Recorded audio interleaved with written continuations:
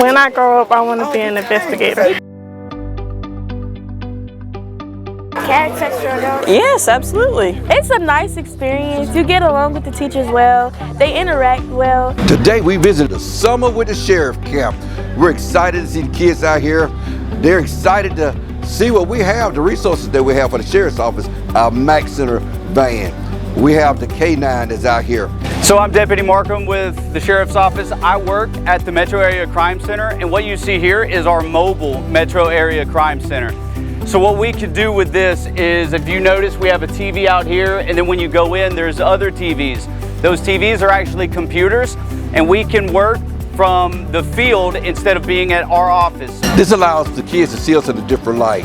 Helps us to build a bridge, not a barrier between us and the kids. Gives us a chance to mentor and talk to them about conflict resolution, how to get along with one another. It's a good thing for the kids to see them and just to have fun, to ask questions, to talk to them.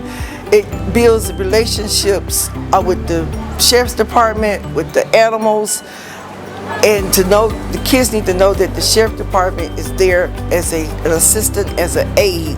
The program is much needed. Some are getting ahead, some are catching up, but it's all needed.